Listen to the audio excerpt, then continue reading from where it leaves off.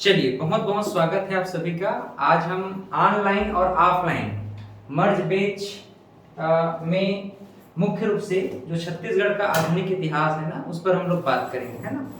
तो चूंकि यह क्लास ऑफलाइन और ऑनलाइन चल रही है, तो जो भी ऑफलाइन बैच जो है ज्वाइन करना चाहते होंगे, नीचे एप्लीकेशन से डाउनलोड करके जानकारियां प्राप्त कर सकते हैं। वहां पर जानकारियां दी हुई हैं। प्रीवियस क्लासेस में हम लोगों ने देखा है छत्तीसगढ़ के इतिहास के अंतर्गत मूल रूप से कि छत्तीसगढ़ में किस तरह से आप लोगों ने पढ़ा है कि छत्तीसगढ़ में कुछ क्षेत्रीय राजवंश रहे हैं, है ना। क्षेत्रीय राजवंश मतलब जिनकी उत्पत्ति या जिन्होंने मूल रूप से शासन कहां पर किया, छत्तीसगढ़ में किया, उनको क्या कहते हैं हम, क्षेत्रीय राजवंश। जैसे राजर्षि तुल्यकुल वंश, है ना, पर्वतद्वारक वंश, शैल वंश, इन लोग जो है मुख्य रूप से राजवंश कहाँ रहे हैं, छत्तीसगढ़ में रहे हैं, और छत्तीसगढ़ में इन्होंने मुख्य रूप से शासन किया है। उसके बाद फिर हम मध्यकालीन छत्तीसगढ़ का इतिहास पढ़े। मध्यकालीन छत्तीसगढ़ इतिहास में लगभग 550 से 1740 के मध्य एक राजवंश ने शासन किया। लगभग 1200 साल मायने रखता है। 1200 साल। आदमी की आज औसत उम्र कितना है? ज्यादा ज्यादा भारत का अगर हम लाइफ एक्सपेक्टेंसी मतलब जीवन प्रत्याशा, तो अभी वर्तमान में भारत की जीवन प्रत्याशा देखें तो आदमी ज्यादा से ज्यादा कितना जीता है, 68 year. That is 68 year is life expectancy of India. तो भारत में लोग आज केवल 58 साल, 68 ईयर, 68 साल जी रहे हैं। लेकिन प्राचीन समय में हम देख रहे हैं कि मध्यकालीन छत्तीसगढ़ के इतिहास में कि एक ऐसा राजवंश भी रहा है, ऐसा एक पूरा एम्पायर रहा है छत्तीसगढ़ में, जिसने लगभग 550 से लेकर कब तक, 1740 तक, इतने लंबे समय तक उसने शासन किया छत्तीसगढ़ में, है ना। तो इस प्रकार का जो राजवंश रहा है छत्तीसगढ़ के संदर्भ में हम जिसके विषय में पढ़ रहे हैं, जान रहे हैं, वो कलचुरी राजवंश। तो छत्तीसगढ़ में हम मुख्य रूप से जो डिस्कस करने जा रहे हैं आज, छत्तीसगढ़ में मराठा शासन का, छत्तीसगढ़ में मराठा शासन व्यवस्था या मराठा एम्पायर का, इसका संबंध कहीं ना कहीं छत्तीसगढ़ के जो दक्षिण में एक राजवंश रहा है, जिसको हम लोग किस राजवंश के नाम से जानते हैं अभी, छत्तीसगढ़ में दक्षिण में एक राजवंश रहा है जिसके विषय में आप लोगों ने पढ़ा है प्रीवियस क्लासेस में। इसको हम काकतीय राजवंश कहते हैं। पढ़ा है आपने काकतीय राजवंश, जिसको हम चालुक्य वंश के नाम से भी पुकारते हैं। तो एक तो आपने काकतीय वंश पढ़ा है, ये बस्तर का राजवंश रहा है। बस्तर में 3 प्रमुख राजवंश, नल वंश, छिंदक नाग वंश और काकतीय वंश। तो इस प्रकार से जो नल, छिंदक और काकतीय वंश में प्रमुख राजवंश रहा काकतीय वंश। तो काकतीय वंश मराठों के समकालीन। वहीं अगर हम बात करें मध्य छत्तीसगढ़ में या रायपुर और रतनपुर के मध्य छत्तीसगढ़ में बात करें, तो यहां पर एक राजवंश रहा जिसको हम कहते हैं कलचुरी राजवंश, है ना। क्या राजवंश? कलचुरी राजवंश। छत्तीसगढ़ में लगभग 1200 वर्षों तक शासन करने वाला राजवंश क्या? कलचुरी राजवंश। तो हम जो मराठा राजवंश के विषय में अभी डिस्कस करेंगे, बात करेंगे, ये इन दोनों के समकालीन राजवंश रहे हैं। और कहीं ना कहीं आगे चलकर हम देखते हैं कि काकतीय वंश पर और कलचुरी राजवंश पर मराठों का आधिपत्य हो जाएगा, यानी इनके उपनिवेश हो जाएंगे। जैसे पूरा भारत 200 वर्षों तक किसका उपनिवेश हो गया? अंग्रेजों का, ब्रिटिश का। उसी प्रकार से ये जो काकतीय राजवंश है, कलचुरी राजवंश है, कहीं ना कहीं कुछ कारण रहा होगा। या तो यहाँ के जो राजा थे उतना परिपक्व नहीं रहे होंगे, या फिर अपने राज्य का साम्राज्यवादी नीति नहीं रहा होगा, और अपने राज्य की सुरक्षा नहीं कर पाए रहे होंगे, मानसिक शारीरिक रूप से पीड़ित रहे होंगे। इस नाम से इन्होंने अपने राज्य को बचा नहीं पाए। और फाइनली हम देखते हैं कि ये नागपुर, यहाँ पर आप देख रहे हो, ये महाराष्ट्र दिख रहा है, Maharashtra, this is Maharashtra image. तो महाराष्ट्र में एक शासन करने वाले लोग हैं, साम्राज्य है, जिसको हम लोग कहते हैं भोसला शासक। भोसला शासक कहते हैं। क्या बोलते हैं भाई? भोसला शासक कहते हैं। मूल रूप से यही लोग कौन है? मराठा है। कौन है ये लोग? मराठा है। कहां शासन कर रहे हैं बताओ? नागपुर में, यानी महाराष्ट्र में। तो महाराष्ट्र से ये कहां जाएंगे? फिर छत्तीसगढ़ में अपना विस्तारवादी नीति को लेकर के जाएंगे। विस्तारवादी नीति सीधा सीधा बात है, विस्तार करना, साम्राज्यवादी, इसी को हम लोग क्या बोलते हैं, साम्राज्यवादी नीति कहते हैं। साम्राज्य मतलब अपने साम्राज्य का, अपने राज्य की सीमा को बढ़ाना ही क्या कहलाएगा, साम्राज्यवादी या विस्तारवादी नीति। तो ये जो महाराष्ट्र में भोसला शासक है, मराठा शासक है, यही लोग क्या करेंगे, छत्तीसगढ़ की ओर अपनी साम्राज्यवादी नीति के तहत आगे बढ़ेंगे, काकतीय राजवंश पर भी अपना जो है आधिपत्य जमाएंगे और साथ ही साथ कलचुरी राजवंश पर भी अपना आधिपत्य जमा लेते हैं। हम छत्तीसगढ़ में मुख्य रूप से ना मराठा जो शासन व्यवस्था रहा है, इसमें प्रत्यक्ष और अप्रत्यक्ष शासन प्रणाली पर सबसे पहले डिस्कस करेंगे। इनडायरेक्ट अप्रत्यक्ष शासन प्रणाली, अप्रत्यक्ष शासन प्रणाली और प्रत्यक्ष शासन प्रणाली। क्लियर है? सबसे पहले हम डिस्कस करेंगे, सबसे पहले हम बात करेंगे ये जो मराठा है, मराठा शासन व्यवस्था है, छत्तीसगढ़ में इनकी जो इनडायरेक्ट एम्पायर रहा है, इनडायरेक्ट मतलब अप्रत्यक्ष शासन प्रणाली रही है। क्या क्या लिखोगे, अप्रत्यक्ष शासन प्रणाली, बहुत बढ़िया, अप्रत्यक्ष शासन प्रणाली या फिर मराठों का अप्रत्यक्ष शासन छत्तीसगढ़ में, है ना।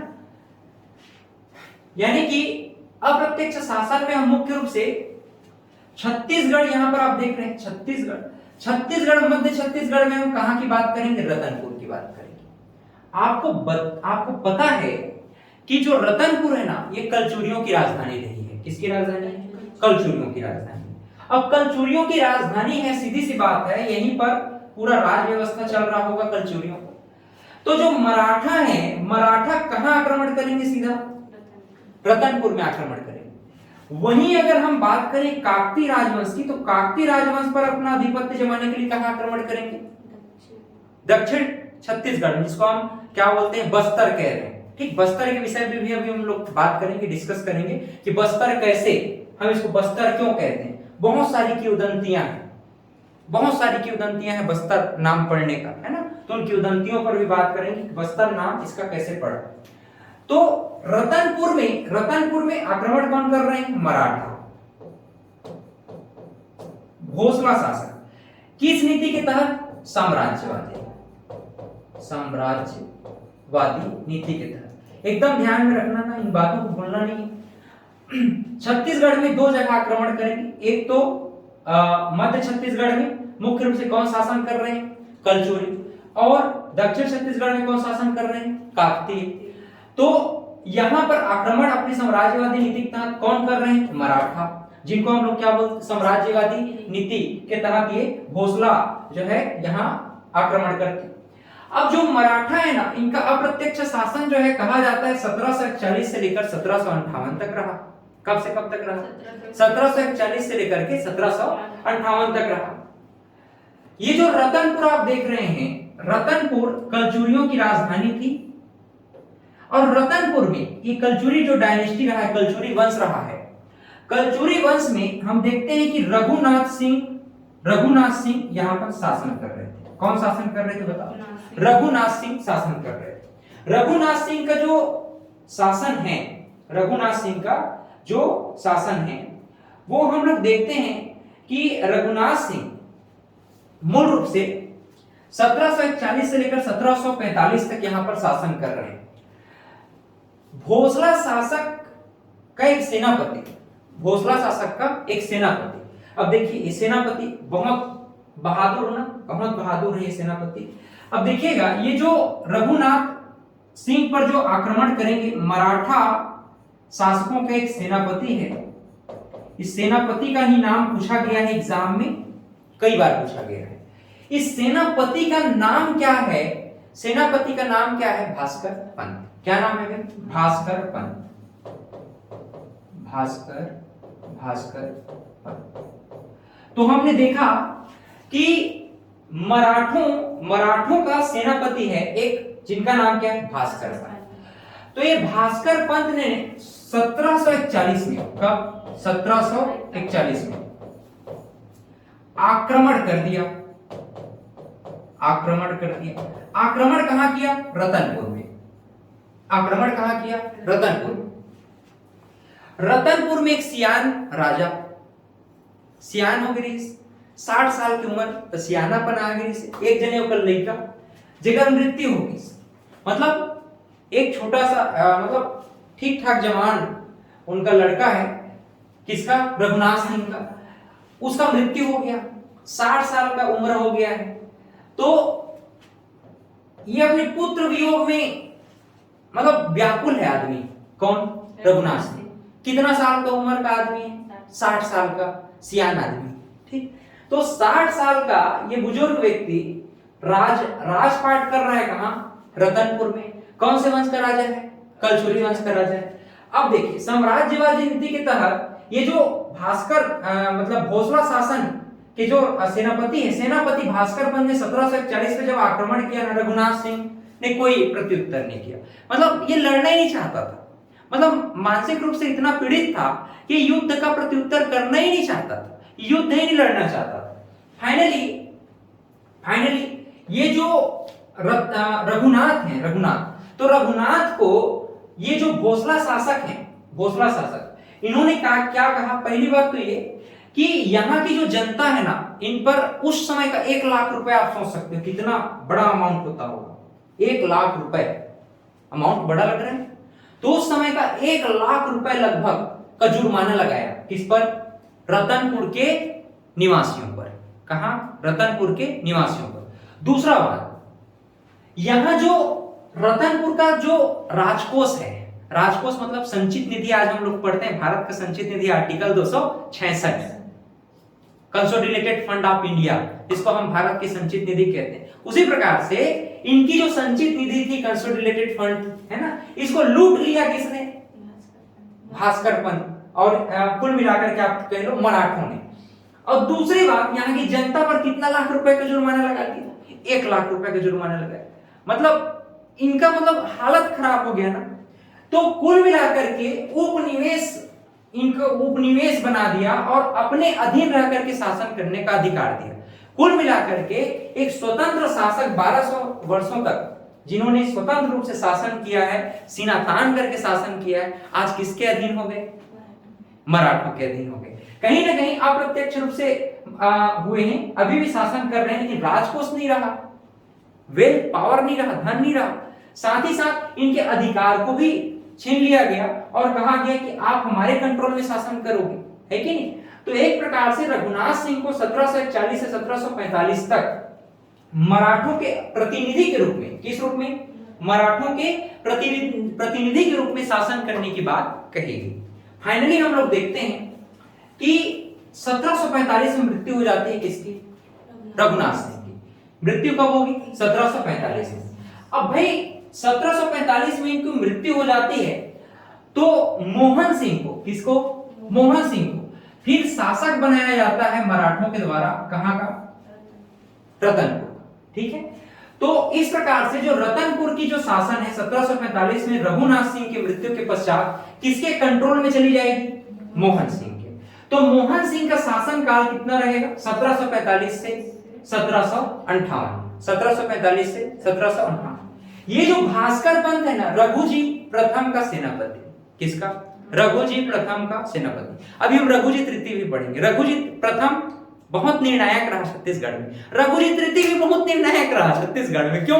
रघुजी प्रथम के संदर्भ में हम लोग देखते हैं तो अप्रत्यक्ष शासन करेंगे कौन? मराठा। और रघुजी तृतीय के तहत पूरा का पूरा मराठा ही किसके अधीन हो जाएगा? अंग्रेजों के, है कि नहीं? रघुजी तृतीय का कोई लड़का नहीं। अब कोई लड़का नहीं तो कौन? साम्राज्य। भाई हालांकि गोद लेने की जो प्रथा थी, लेकिन डलहौजी ने एक नीति बनाया कि हम व्यक्तिगत नीति का सिद्धांत लाते हैं या फिर गोद लेने का निषेध का सिद्धांत लाते हैं।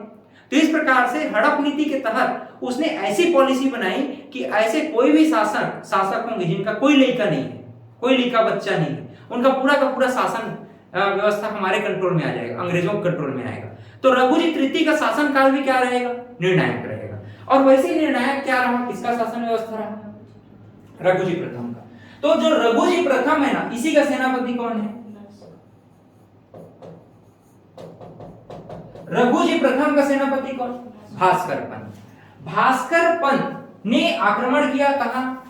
रतनपुर में। कब किया? 1741 में। यहाँ पर शासन कौन कर रहा था? रघुनाथ सिंह। रघुनाथ सिंह की मृत्यु कब हो गई? 1745 में। ये रिप्लाई किया क्या भास्कर पंत को?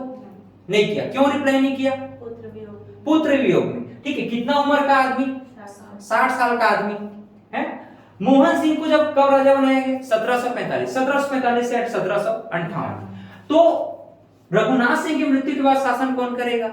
मोहन सिंह करेगा। बात समझ में आ रहा है? करेक्ट कर पा रहे हो क्या? अब देखना, ठीक, एक एक बात को समझते जाना बहुत बहुत इंपॉर्टेंट है। एकदम सरल तरीके से हम लोग इसको समझना चाहेंगे। ये जो मराठा लोग थे ना, बड़े चतुर। भाई जो चतुर राय नहीं करेगा वो राज कैसे करेगा? तो एक तो रघुनाथ सिंह को प्रतिनिधि शासक बनाए ही थे, साथ ही साथ कल्याणगिरी नामक एक व्यक्ति को इनके ऊपर जासूसी करने के लिए छोड़ दी, है ना। तो एक कल्याणगिरी नाम का व्यक्ति था। इस कल्याणगिरी नामक व्यक्ति को मराठों का प्रतिनिधि बनाया गया था। ध्यान रखिएगा, कल्याणगिरी मराठों का प्रतिनिधि,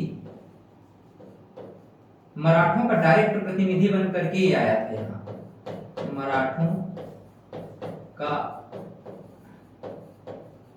प्रतिनिधि।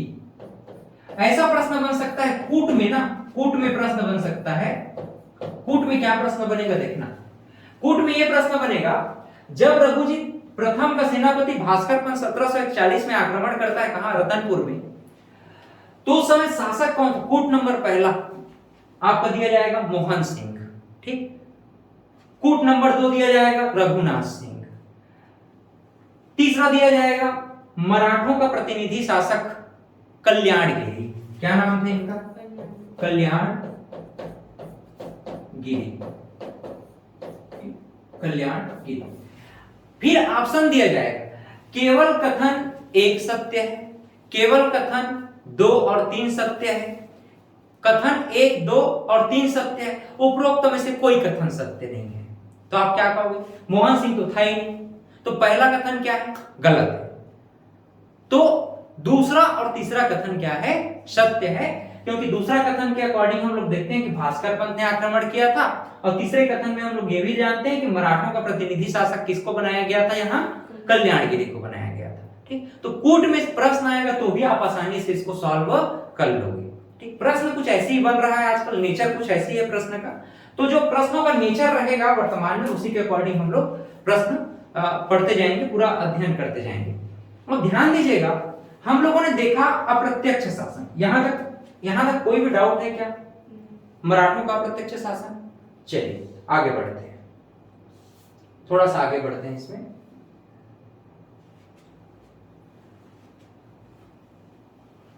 चलिए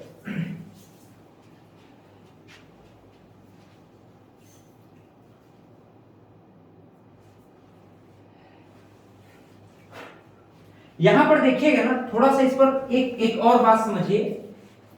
मोहन सिंह एक शाखा और थी। हम लोग जानते हैं रायपुर में कलचुरी शासकों की 2 शाखाएं थी। आप लोग जानते हैं इस बात को। रायपुर में और रतनपुर में, है ना। कलचुरी वंश की अगर हम बात करें, कलचुरी डायनेस्टी की अगर हम बात करें, तो कलचुरी डायनेस्टी की ब्रांचेस अगर हम कहें, ब्रांचेस मतलब शाखाएं, तो 2 शाखाएं थी। एक तो लहुरी शाखा था और एक रतनपुर शाखा था। रतनपुर शाखा। और एक कौन सी शाखा है? लहुरी शाखा, जिसको हम रायपुर की शाखा कहते हैं, ब्रांच ऑफ रायपुर।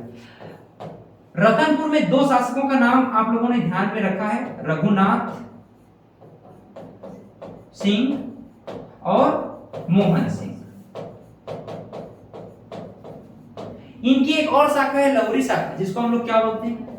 रायपुर। रायपुर का अंतिम शासक हम किसे मानते हैं? कौन है? अमर सिंह। क्या नाम है? अमर सिंह, ठीक है। तो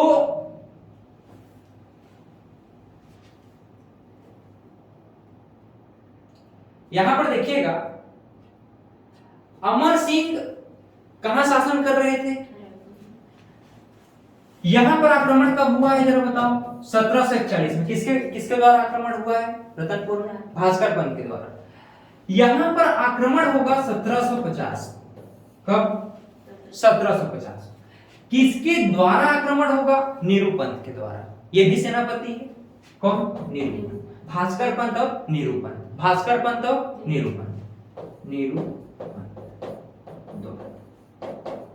निरूपंत द्वारा आक्रमण, निरूपंत द्वारा आक्रमण। ठीक है ना? आप ऑनलाइन आप लोग भी देखते रहिएगा, आप लोग भी ऑनलाइन जुड़े हैं तो नोट्स बनाते जाइए, साथ ही साथ जितना हम लोग पढ़ा रहे हैं उसको एकदम नोट्स बनाते चलिए, कमेंट करते चलिए और लाइक शेयर भी कर देना। कलचुरी वंश की अगर हम लोग बात कर रहे हैं तो इनकी दो ब्रांचेस हैं। कौन कौन सी? रतनपुर और रायपुर। रतनपुर में रघुनाथ सिंह मोहन सिंह शासक है। कब आक्रमण हो रहा है? 1741 में। कौन कर रहा है? भास्कर पंत। वहीं रायपुर में अंतिम शासक माना जाता है किसको? अमर सिंह। आक्रमण कौन करेगा? निरूपंत। तो निरूपंत ने आक्रमण किया कहां? अमर सिंह। लेकिन अमर सिंह को आक्रमण करके अपने अधीन कर लिया, मार तो नहीं डाला, अधीन कर दिया। इसकी मृत्यु हो जाती है। इसकी मृत्यु कब हो जाती है? इसकी मृत्यु 1758। 1758। चूंकि 1758 में मृत्यु हो जाएगी तो 1758 में मृत्यु होने के बाद यह पूरा का पूरा जो लहुरी शाखा है वो किसके कंट्रोल में चला गया? फिर मराठों के कंट्रोल में चला गया। यहां तक तो बात समझ में आए। चलिए अब हम लोग पढ़ेंगे सीधा प्रत्यक्ष मराठा शासन। ठीक, इसके बाद हम लोग जानना चाहेंगे प्रत्यक्ष मराठा शासन, direct Maratha administration in Chhattisgarh.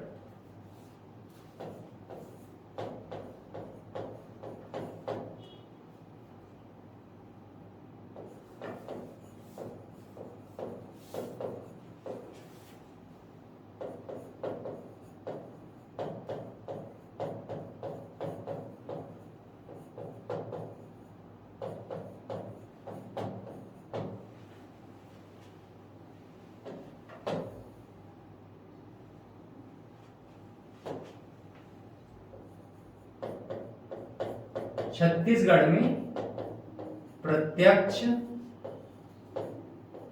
Maratha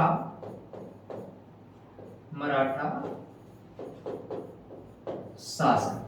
Chhattisgarh में प्रत्यक्ष मराठा शासन 1758 से लेकर के हम लोग चलेंगे। अमर सिंह मृत्यु 1758, तो 1758 से 1787, 1758 से लेकर 1787। ठीक, यहां पर जो प्रमुख शासक है इन शासकों को पहले देख लो। कौन कौन से शासकों पर हम लोग को डिस्कस करना है, बात करना है। इन शासकों को थोड़ा सा आप लोग जान लो, उसके बाद फिर एक एक शासकों पर हम लोग थोड़ा डिटेल में बात करेंगे। पहला हम लोग पढ़ेंगे बिंबाजी भोसले। पहला कौन है? बिंबाजी भोसले। इन शासकों का नाम मैं अगले क्रम पे लिख रहा हूं यहां पर। प्रमुख शासक,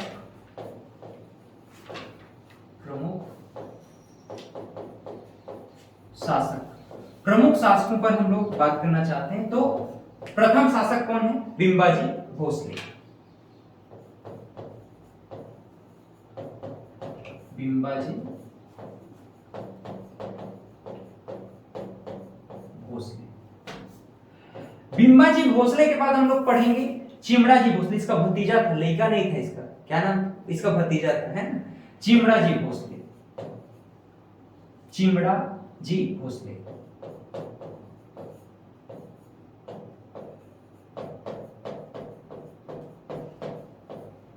चिमड़ाजी भोसले के बाद हम लोग पढ़ेंगे व्यंकोजी भोसले। इंपॉर्टेंट शासक है व्यंकोजी भोसले। और व्यंकोजी भोसले के बाद हम लोग पढ़ेंगे लास्ट में अप्पा साहेब।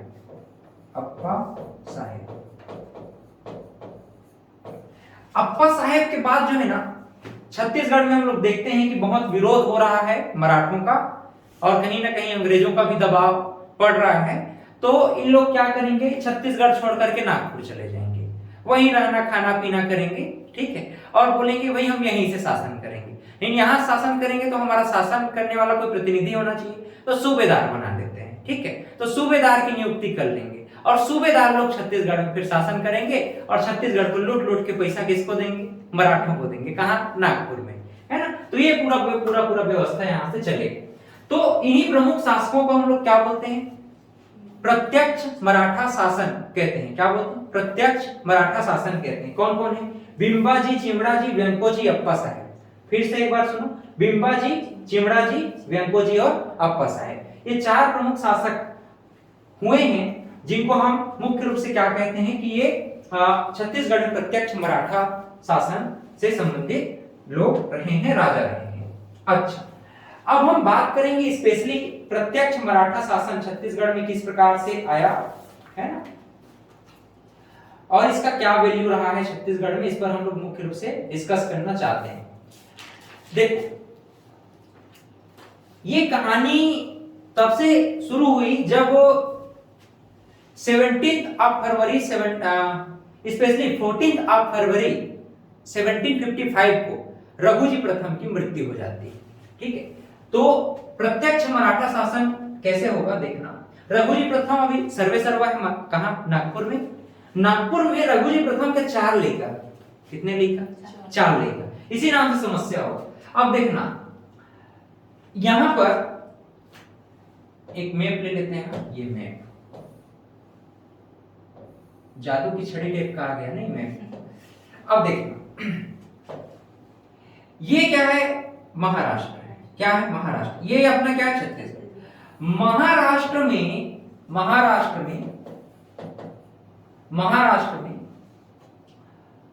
शासक कौन है? रघुजी प्रथम। रघुजी प्रथम किसके शासक हैं? मराठा के। मराठा मतलब सर्वे सर्वा शासक है। कौन? रघुजी प्रथम। रघुजी प्रथम की मृत्यु हो जाती है। रघुजी प्रथम की मृत्यु हो जाती है। मृत्यु कब? 14 फरवरी 1755। कब हुआ था? 14 फरवरी 1755। अब 14 फरवरी 1755 को किसकी मृत्यु हो गई? रघुजी प्रथम। रघुजी प्रथम का कितना लड़का? 4 लड़का। बहुत बढ़िया। रघुजी प्रथम के बच्चे, चाइल्ड,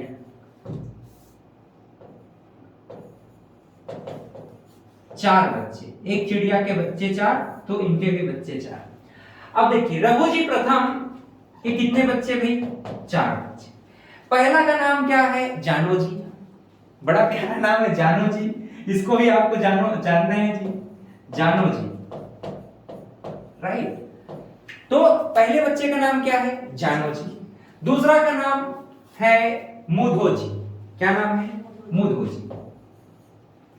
मुधोजी छत्तीसगढ़ में बोलते हैं, अरे मुंह धो लीजिए, चाय पीना है ना, तो मुंह धोजी। अच्छा, इसके बाद जो बच्चे हैं इनका, जिनका नाम है साबाजी। क्या नाम है? साबाजी। साबाजी। और अंतिम में नाम है बिंबाजी। जो अंतिम इनका सबसे छोटा लड़का है, कनिष्ठ पुत्र, तो इनके कनिष्ठ पुत्र का नाम है बिंबाजी। बिंबाजी। ठीक।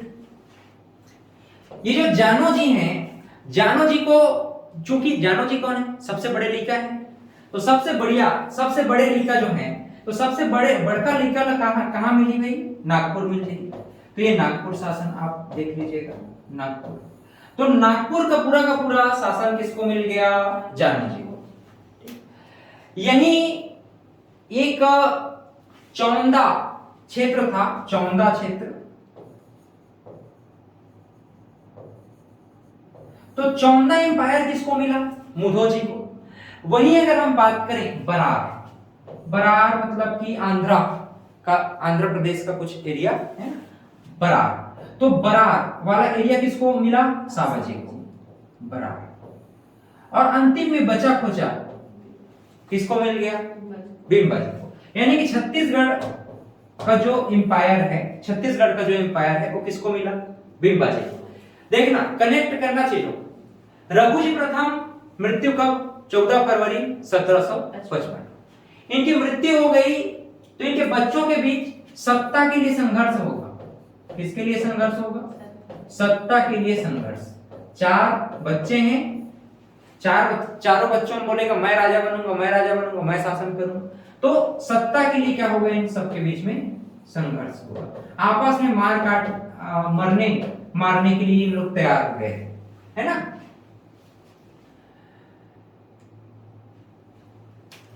पेशवा का ना पूरा मराठा शासन पर क्या था? कंट्रोल था पेशवा का, ठीक है। तो पेशवा का पूरा मराठा शासन पर कंट्रोल था।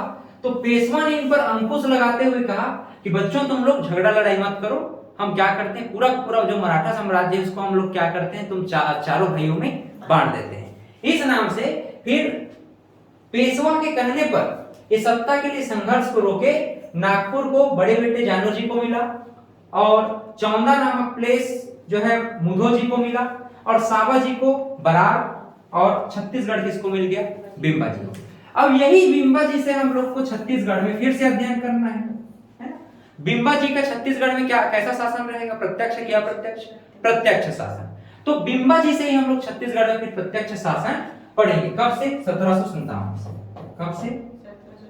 हाँ 1757। 1757। लेकिन 1757 में अब देखना, ध्यान दीजिएगा 1757 में कौन छत्तीसगढ़ आ रहे हैं? बताओ कौन छत्तीसगढ़ आ रहे हैं? बिंबा जी। कौन छत्तीसगढ़ आ रहे हैं? बिंबा जी। ये जब छत्तीसगढ़ आएंगे ना तो इनका विरोध करने के लिए कौन खड़ा रहेगा? यहाँ मोहन सिंह। कौन खड़ा रहेगा? मोहन सिंह। ये इसकी तो मृत्यु हो गई है अमर सिंह की, तो मोहन सिंह खड़ा रहेगा। हालांकि ये भी बोलेगा, मोहन सिंह बोलेगा अमर सिंह को, चलो भाई दोनों मिल करके इसको हम पछाड़ते हैं, मतलब भोसला शासन को अब यहाँ पर हम लोग नहीं आने देंगे, अप्रत्यक्ष शासन जो चल रहा है उसको हम लोग फिर से अपने अधीन करते हैं। तो नीलू पंत आक्रमण करके इसको निर्बल कर देगा, राजकोष वगैरह सब लूट लाट के ले जाएगा पूरा। किसका? अमर सिंह। अंतिम में हम लोग देखते हैं बेचारा निराश होकर के 1758 में बीमार पड़ जाता है। बीमार पड़ने के बाद इसकी मृत्यु हो जाती है। इसका रास्ता खत्म है ना, क्लियर हो गया, क्लीन चिट मिल गया। अमर सिंह यहाँ पर ताक लगाए बैठा हुआ है, किसके लिए? बिंबा जी के लिए। बिंबा जी आएगा तो उसको पीटूंगा ऐसे कर, ठीक है। लेकिन इसको मार नहीं पाता है। किसको नहीं मार पाएगा? बिंबा जी को मार नहीं पाएगा, क्योंकि हम लोग देखते हैं कि जो हालत अमर सिंह का हुआ था वही हालत किसका हो गया? मोहन सिंह। मोहन सिंह भी खतरनाक टाइप का बीमार पड़ गया, ठीक है। तो बीमार पड़ गया तो एकदम इतना कमजोर हो गया कि शासन नहीं चला पाया। फाइनली इसका रास्ता फिर से क्लीन चिट मिल जाता है और 1758 में आगे चलकर, ध्यान दीजिएगा कब? 1758 ईस्वी में फाइनली रतनपुर में इसने अपना अधिकार कब्जा किया। रतनपुर में अब 1200 साल इतना लंबा राजपाट किए। रतनपुर का जो प्राचीन महल रहा है कलचुरियों का, उस पर डायरेक्ट अटैक करते हैं कौन? बिंबा जी। और फिर बिंबा जी छत्तीसगढ़ में प्रत्यक्ष मराठा शासन व्यवस्था को लागू करने में सफल हो जाते हैं। यहां तक कनेक्ट कर पा रहे हो क्या? समझ में आ रहा है? चलिए आगे बढ़ते हैं। तो छत्तीसगढ़ के प्रमुख शासक आप लोग देख पाए हैं। छत्तीसगढ़ के प्रमुख शासक कौन कौन हैं? यहां पर इनका अगर हम चाहें तो डेट भी याद रख सकते हैं, जैसे कि 1758 से 1787, 1758 से 1787 ईस्वी। आगे चलिए चिमड़ा जी भोसले का 1787 से 1788। ज्यादा लंबे समय तक ये शासन नहीं कर पाए, वैसे भी बिंबा जी के भतीजे है ना।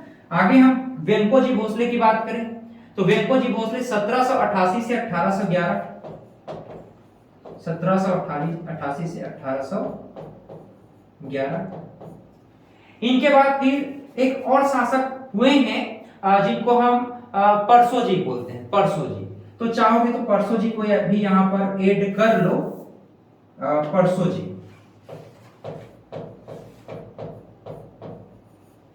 परसो जी, इन्हीं को पुरुषा जी भी कह देते हैं। पुरुषा जी, तो पुरुषा जी का शासनकाल 1811 से 1816 तक रहा। 1811 से लेकर 1816 ईस्वी तक रहा।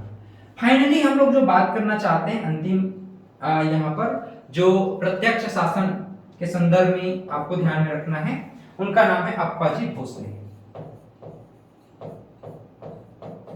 अप्पाजी भोसले।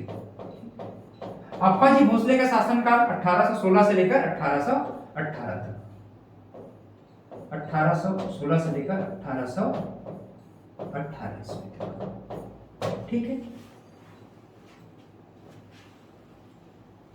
एक बार पुनः देख लीजिए आप लोग, नाम ध्यान में रखना है, इसी क्रम में नाम ध्यान में रखना, इसी क्रम में नाम को आप लोग ध्यान में रखना है कि बिंबाजी भोसले, चिमड़ाजी भोसले, व्यंकोजी भोसले, परसोजी भोसले और अप्पाजी भोसले।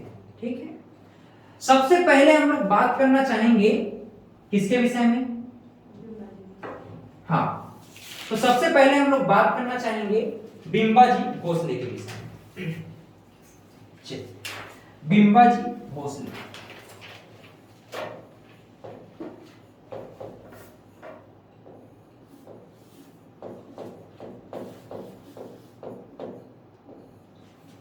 बिंबाजी भोसले का शासनकाल कितना होता है? 58 से 87, अच्छा खासा।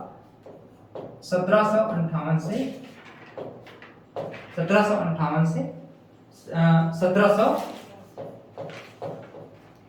1787 ईस्वी, 1787 ईस्वी, मतलब ठीक ठाक शासन कर लिए भी, मतलब फुल ड्यूटी किए हैं, है ना बिंबाजी भोसले। देखो बिंबाजी भोसले ना लोकप्रिय राजा थे छत्तीसगढ़ के संदर्भ में।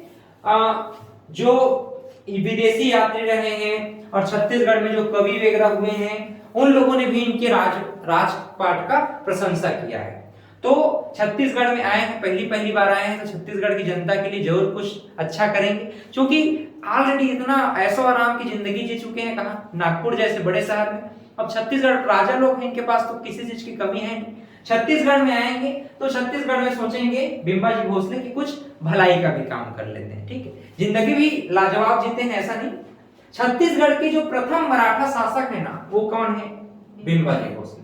तो ध्यान रखिएगा, छत्तीसगढ़ के प्रथम मराठा शासक के नाम से इनको पुकारा जाता है। छत्तीसगढ़ के प्रथम मराठा शासक।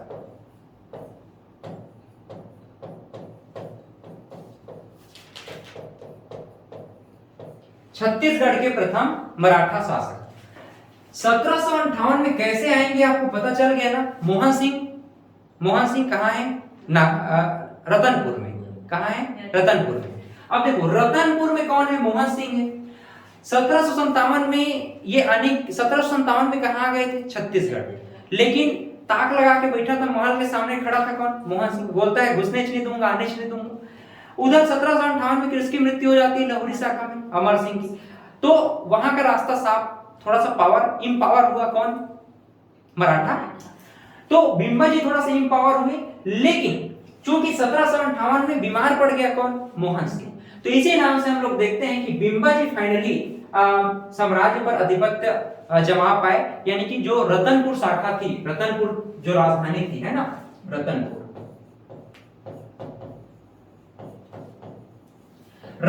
का जो प्राचीन किला है, प्राचीन महल है, इस प्राचीन महल पर इसने फिर शासन स्थापित कर लिया। किसने स्थापित किया बताओ? बिंबाजी भोसले ने। तो देखिए ऐसा माना जाता है कि जो भोसला शासक रहे हैं, इनकी प्रथम राजधानी रतनपुर है। First capital of Maratha dynasty. First capital of Maratha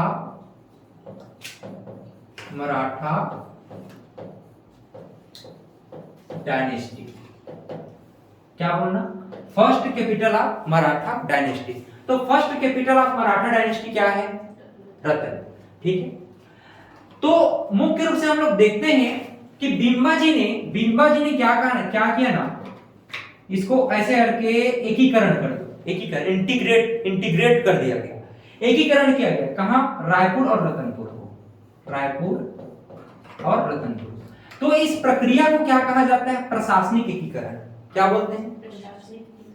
integration of administration. इसी को हम कहते हैं प्रशासनिक एकीकरण। प्रशासनिक एकीकरण।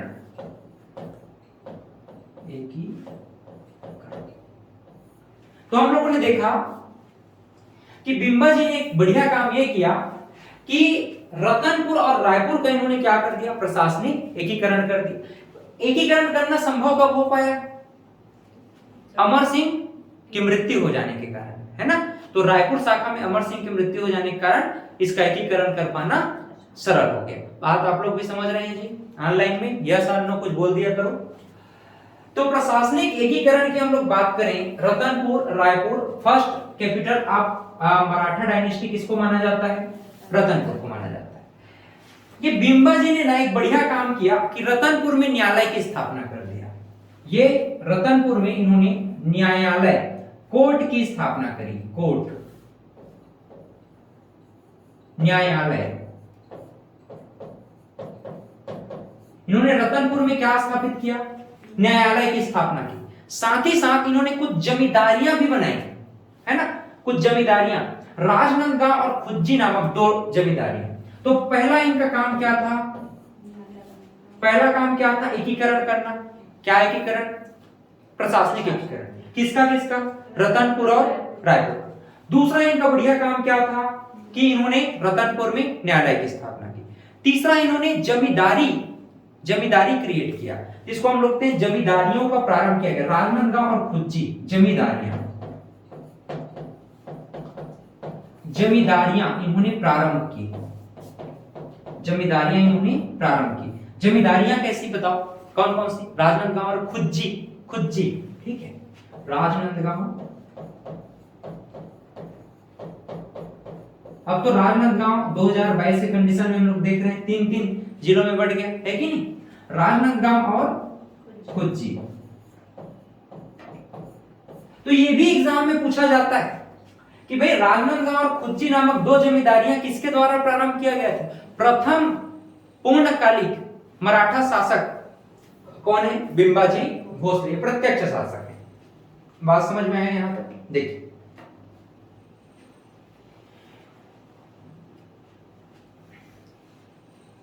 एक विठल राव दिनकर नामक व्यक्ति हैं, आगे हम लोग चल करके सुबह व्यवस्था पढ़ेंगे। तो उन्होंने परगना पद्धति को क्या किया था, व्यवस्थित किया था, यानी कि उसके जन्मदाता माने जाते हैं कौन, विठल राव दिनकर, किसके, परगना पद्धति के। परगना का मतलब क्या समझते हो, आज ब्लॉक जानते हो, ब्लॉक अनुविभाग, डिप्टी कलेक्टर बनते हैं कहां है, अनुविभाग में जाएंगे ना, इसको सब डिवीजन बोलते हैं। तो सब एक प्रकार का सब डिवीजन, मतलब गांव से बड़ा तहसील और फिर विकास खंड। तो पूरा का पूरा विकास खंड क्या कहलाएगा, परगना कहलाएगा। तो परगना का जो कॉन्सेप्ट है ना, इस परगना का जो जन्मदाता है वो कौन है, विठल राव दिनकर। लेकिन उसको एग्जीक्यूट कराने वाला कौन, बिंबाजी भोसले। इसी नाम से कहा जाता है कि ये परगना पद्धति के सूत्रधार भी हैं, ठीक है। हालांकि जन्मदाता कौन है, विठल राव दिनकर।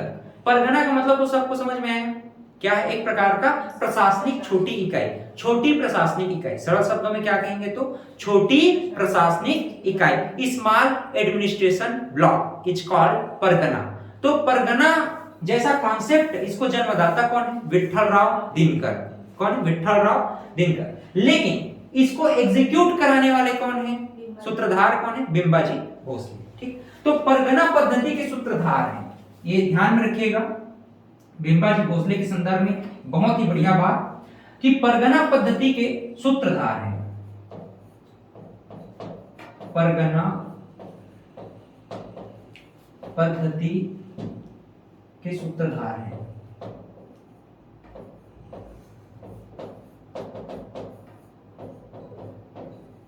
सूत्रधार है, ठीक है। अच्छा, सूत्रधार है जरूर, लेकिन इसके कॉन्सेप्ट के क्रिएटर कौन है, हाँ, विठल राव दिनकर, विठल राव दिनकर, ठीक। दोनों नाम ध्यान में रखना है, वेरी इंपॉर्टेंट। दोनों प्रश्न पूछता है हमेशा। तो तीन बातें हमको मुख्य रूप से समझ में आ गई। पहली बात तो ये समझ में आया कि भाई बिंबाजी भोसले ने क्या किया, पहली बात तो प्रशासनिक एकीकरण किया। दूसरा काम इन्होंने बढ़िया क्या काम किया कि कोर्ट की स्थापना, न्यायालय की स्थापना कर दी। न्यायालय की स्थापना कहाँ कर रहे हैं बताओ? रायपुर की रतनपुर। बहुत बढ़िया, तो कहाँ? रतनपुर। जमींदारियां प्रारंभ करी इन्होंने कहाँ कहाँ? राजनांदगांव और खुज्जी। ठीक है। एक्चुअल में जो जमींदारियां है ना, जमींदारियां मुख्य रूप से होता क्या है अभी? एक प्रकार से राजस्व जमीन होता है, जहां से राजस्व हम प्राप्त करते हैं, है ना, रिवेन्यू प्राप्त करते हैं, तो राजस्व एरिया होता है। तो राजस्व जमींदारियां जमींदारों के अंदर में होता है, वहां से वो जमींदार क्या करेंगे? राजस्व वसूलेंगे और अपने शासक को देते हैं। तो जमींदारियां प्रारंभ करी कहां कहां? राजनांदगांव और खुज्जी। परगना पद्धति के क्रिएटर, जन्मदाता कौन है? विठ्ठलराव दिनकर। लेकिन इसको एग्जीक्यूट कराने वाले कौन है? बिंबाजी भोसले। परगना क्या है समझ में आया? स्मॉल एग्जीक्यूटिव ब्लॉक, या यूं कह सकते हैं छोटी प्रशासनिक इकाई। छोटी प्रशासनिक इकाई, जैसे गांव से बड़ा क्या है? ब्लॉक है, मतलब बस्ती गांव, उससे बड़ा हम ब्लॉक बोलते हैं। अनुविभाग जिसको बोलते हैं विकासखंड। पूरा विकासखंड जैसे क्षेत्र को हम लोग क्या बोल रहे हैं? परगना कह रहे हैं। एग्जाम्पल के तौर पे आप समझ सकते हैं। ठीक, तो बिंबाजी भोसले के विषय में इतना बात आपको समझ में आया कि नहीं? बोलोगे इतना? चलिए आगे हम लोग देखते हैं कि इन्होंने ना 3 शादियां की थी। ठीक है, राजा है, पहले के राजा एक शादियां तो करते नहीं थे। ठीक है, तो 3 शादियां करेंगे, है ना। इनका विवाह देखकर, विवाह। अब देखो, इतना बढ़िया राजा थे ना कि आगे इनकी कहानियां आप देखना, विवाह के संदर्भ में भी हम लोग देखेंगे। 3 विवाह।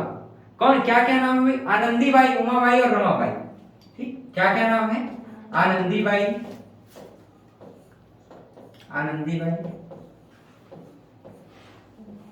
दूसरी पत्नी का नाम क्या है? उमाबाई,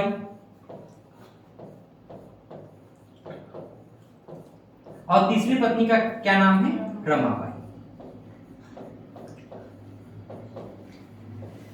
अब देखिए, जो आनंदीबाई है ना, आनंदीबाई ने ही एक प्रकार से जब बिंबाजी भोसले की मृत्यु हो जाती है तो उनका राजपाट संचालित करते हैं। कौन? आनंदीबाई। ये जो उमाबाई है, उमाबाई जो है इनके वियोग में मतलब कि सती हो जाती है, मतलब स्वयं को जला लेते हैं। तो आज भी हम देखते हैं कि एक सती चौरा है रतनपुर में। क्या है? सती चौरा। तो आज मतलब उनके स्थान को, जहां पर वो सती हुई थी, उस स्थान को हम लोग क्या बोलते हैं? सती चौरा कहते हैं।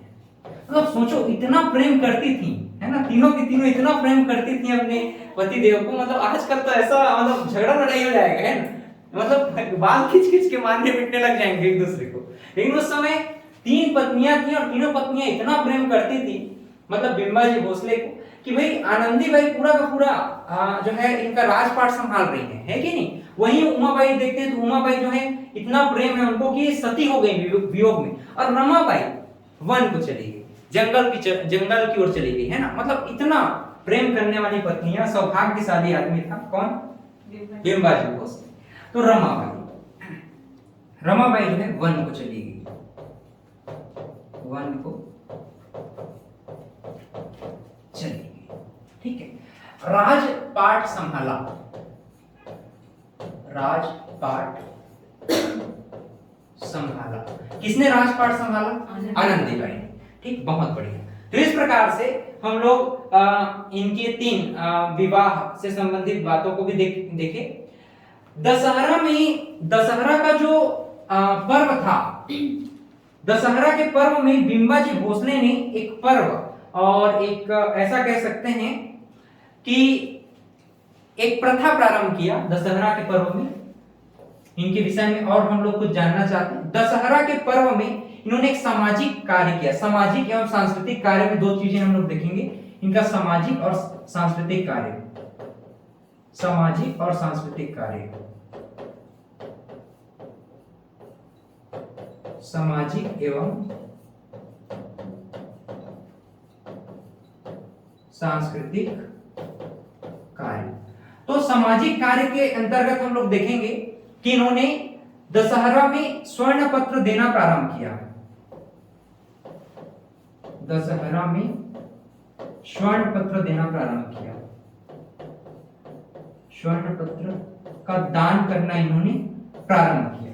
ठीक है, सांस्कृतिक कार्यक्रम में हम देखते हैं तो राजभाषा मराठी, उर्दू और मोडी लिपि का इन्होंने ज्यादा से ज्यादा प्रयोग किया। ठीक है, लिपियों, स्क्रिप्ट, लिपि मतलब स्क्रिप्ट, लिपि का प्रयोग किया इन्होंने। कौन कौन सी? एक तो मराठी लिपि है, साथ ही साथ हम देखते हैं उर्दू और मोडी लिपि,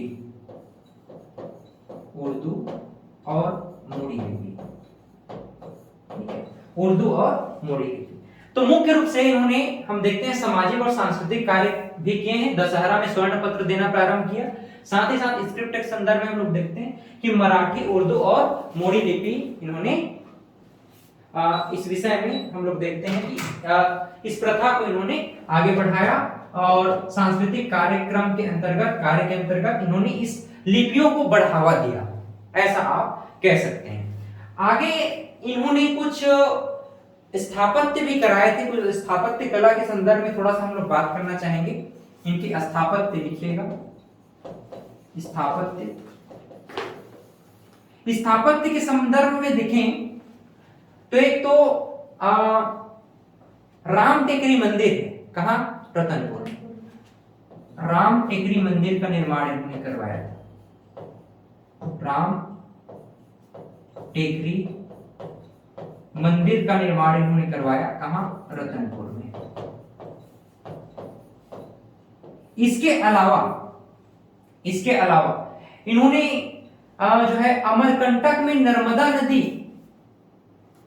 अमरकंटक में, जो अमरकंटक से किस नदी का उद्गम हुआ है? नर्मदा नदी। तो और अमरकंटक में नर्मदा माई मंदिर में कुंड का निर्माण करवाया। अमरकंटक में, आज भी आप जाकर के देखना ना, उद्गम स्थल में बहुत सारे मंदिर हैं कि नहीं? तो उद्गम स्थल में हम लोग देखते हैं कि नर्मदा माई कुंड का इन्होंने निर्माण करवाया। नर्मदा माई कुंड, और साथ ही साथ वहां एक मंदिर भी इन्होंने बनवाया। बहुत प्राचीन मंदिर आपको देखने को मिल जाएगा, आप अमरकंटक कभी घूमने जाइएगा, है ना?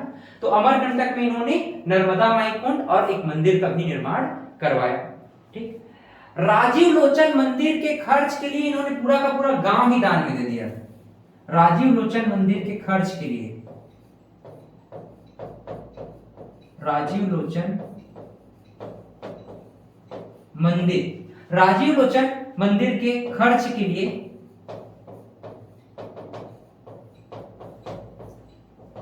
दान दे दिया इन्होंने एक गांव को। ठीक है, पूरा एक गांव को इन्होंने क्या कर दिया? दान दे दिया। यहां संगमेश्वर शिव मंदिर का भी निर्माण रतनपुर में इन्होंने करवाया था। संगमेश्वर शिव मंदिर का भी निर्माण इन्होंने रतनपुर में करवाया था। तो ये कुछ स्थापत्य कला है जो आपको ध्यान में रखना चाहिए। इन्होंने कुछ जीर्णोद्धार भी करवाया था, उस पर भी हम लोग थोड़ा सा बात कर लेते हैं।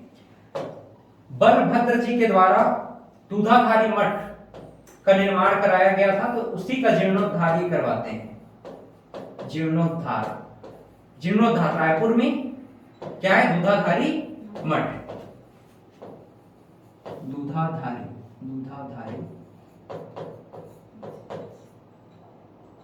मठ। दूधाधारी मठ को किसके द्वारा बनवाया गया था? बलभद्र दास जी के द्वारा। तो बलभद्र दास जी के द्वारा बनवाया गया दूधाधारी मठ का जीर्णोद्धार करवाते हैं। टूट फूट गया था, उसको ठीक ठाक करवाते हैं कौन? बिंबाजी भोसले। ठीक है,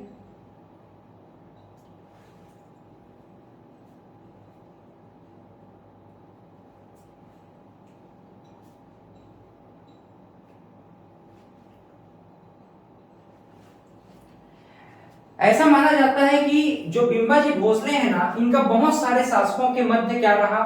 कुछ न कुछ कनेक्टिविटी रहा है, संपर्क रहा है। इसको लिख लिए, आगे बढ़े। चलिए, जमींदारों से संबंध इनका देखिएगा, जमींदारों से संबंध।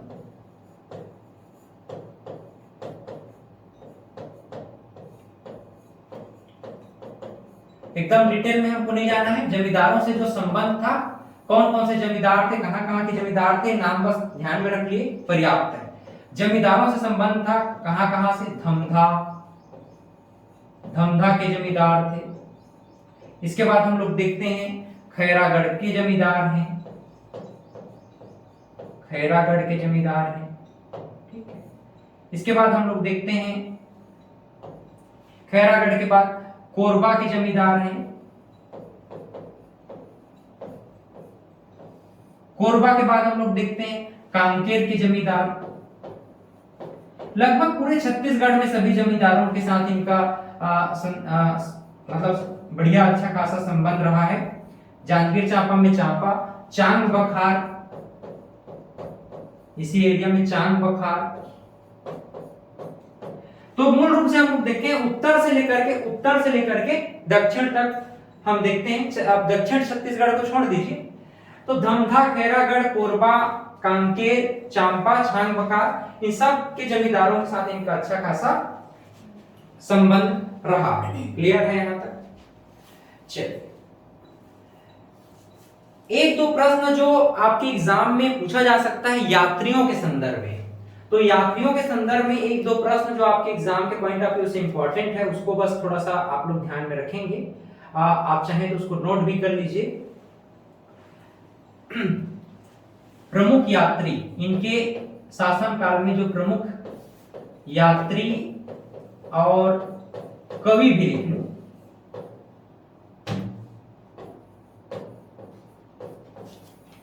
देखो, एक तो प्रमुख रूप से यात्रा का विवरण कोलब्रुक ने किया है। किसने? कोलब्रुक। तो कोलब्रुक का नाम आप लोग याद रख सकते हो, कोलब्रुक। तो कोलब्रुक ने अपने यात्रा विवरण में बिंबा जी की मृत्यु से छत्तीसगढ़ की जनता में जो सदमा लगा था, दुखी हुए थे, बहुत व्याकुल हुए थे, उसके संदर्भ में इन्होंने व्याख्या किया है, विवेचना किया है। ठीक है। इनके शासनकाल में हम लोग देखते हैं कि 1787 में एक लैंकी नामक विदेशी यात्री भी आए थे। कोलब्रुक हैं और कौन है? लैंकी। 1787 में कौन है? लैंकी।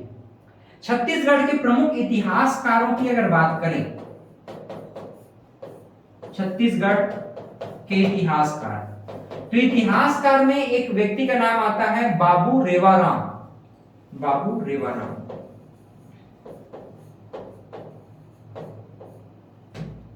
बाबू रेवाराम, इनको हम बाबू रेवाराम कायस्थ कहते हैं। बाबू रेवाराम कायस्थ 1880 से लेकर के 1880 से लेकर 1930 तक इन्होंने हैहय वंशी राजा, हैहय वंशी मतलब कलचुरी, तो कलचुरी राजवंशियों के विषय में इन्होंने जानकारी दिया है। साथ ही साथ एक और इतिहासकार के विषय में ध्यान में रखिएगा, शिवदत्त शास्त्री। शिवदत्त, एक तो रेवाराम का कायस्थ आप लोग देखे कायस्थ, और शिवदत्त शास्त्री कौन है दूसरे? शिवदत्त शास्त्री। तो इन दोनों के समय में भी हमको कहीं ना कहीं बिंबाजी भोसले के विषय में जानकारियां प्राप्त हो जाती है। क्लियर है? तो इस प्रकार से आप लोगों ने बिंबाजी भोसले के समय इनको समझने का प्रयास किया। इसके बाद जो प्रमुख राजन होते हैं यहाँ पर, उनके विषय में भी हम लोग बात करेंगे।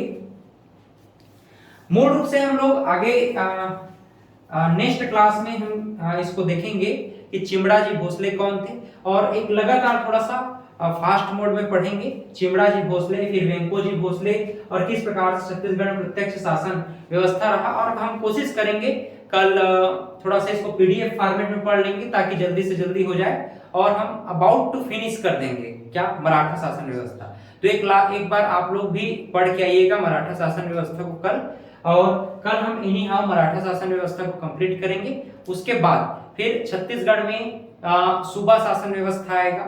उसके बाद फिर छत्तीसगढ़ में हम लोग देखेंगे कि रघुजी तृतीय का शासन काल आ जाएगा। फिर उसी बीच में हम लोग देखेंगे रघुजी तृतीय तो छोटे उम्र के थे, तो उसी समय फिर अंग्रेज लोग क्या करेंगे? फिर अपना रेजिडेंट नियुक्त करेंगे और फिर अंग्रेज लोग अप्रत्यक्ष रूप से शासन करेंगे। फिर रघुजी तृतीय के कोई पुत्र नहीं है। तो उसके बाद पुनः हुआ हम लोग देखते हैं कि जो व्यवगत की नीति है, जिसको हम लोग क्या कहते हैं भाई, हड़प नीति। किसका? डलहौजी का हड़प नीति। तो डलहौजी के हड़प नीति के तहत छत्तीसगढ़ भी पूरा किसके कंट्रोल में चला जाएगा? अंग्रेजों के कंट्रोल में चला जाएगा, है ना। तो उसके विषय में फिर हम लोग कल डिस्कस करेंगे, कल बात करेंगे। अभी मूल रूप से आप चाहें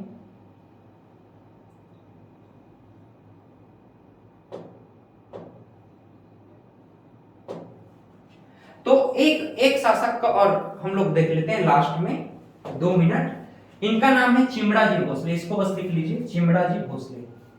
उसके बाद फिर बाकी को कल पढ़ेंगे।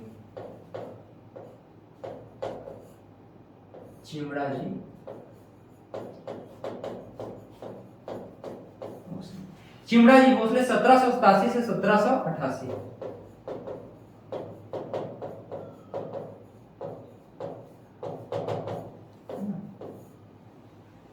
हम आपसे रास्ते चलते कभी भी पूछें तो आपको भूलना नहीं है, बता देना है, ठीक है।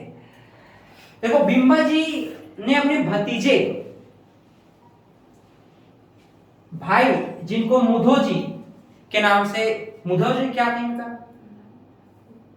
बिंबा जी का भाई क्या था? मुधो जी थे ना। तो मुधो जी का दूसरा बेटा, जिनका क्या नाम था?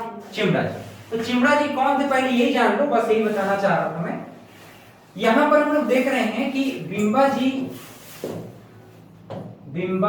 जी का भाई कौन है? हाँ, मुधो जी। ये जो मुधो जी है ना, इसी का दूसरा पुत्र, ठीक है, दूसरा पुत्र का नाम ही क्या है? चिमड़ा जी। एक प्रकार से भतीजा आप कह सकते हो। रिश्ता अगर देखें हम, मतलब कि रिलेशनशिप बनाए तो क्या होगा इनका? भतीजा है, इनका काका है, ये चाचा, अंकल, काका, चिमड़ा जी।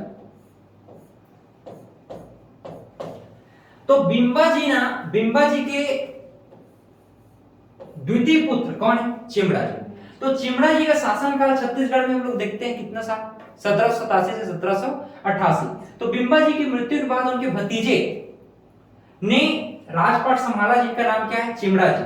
लेकिन ऐसा माना जाता है कि छत्तीसगढ़ में जैसे ही वो राजपाट संभाल रहे थे, एकाएक अचानक एक साल में उनका कैसा मृत्यु हुआ लोगों को पता भी नहीं चला। तो ऐसा माना जाता है कि आश्चर्यजनक तरीके से, रहस्यमय तरीके से उनकी मृत्यु हो जाती है।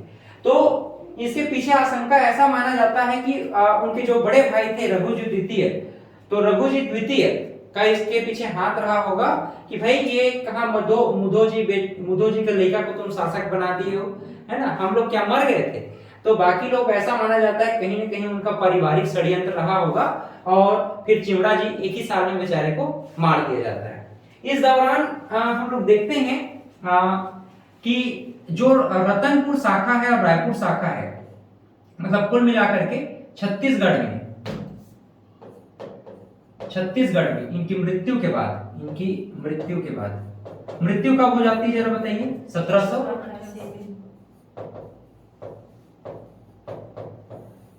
तो इस दौरान छत्तीसगढ़ में जो मराठा शासन का बागडोर है, बागडोर किसके हाथों में था? बिंबा जी की पहली पत्नी, जिनका नाम क्या था? आनंदी बाई। तो आनंदी बाई जी ने ही पूरा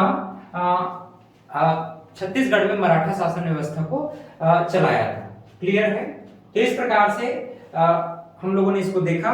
ऐसा माना जाता है कि चिमड़ा जी के शासन काल में ही आनंदीबाई के नेतृत्व में एक सिरपुर का गंधेश्वर महादेव मंदिर है, उसका जीर्णोद्धार कराया गया था। तो इनके शासन काल में ही एक जीर्णोद्धार कार्यक्रम हुआ था। ये लास्ट है जीर्णोद्धार कार्यक्रम, उसके बाद फिर कल पढ़ेंगे। जीर्णोद्धार कार्यक्रम हुआ था सिरपुर का गंधेश्वर महादेव मंदिर, गंधेश्वर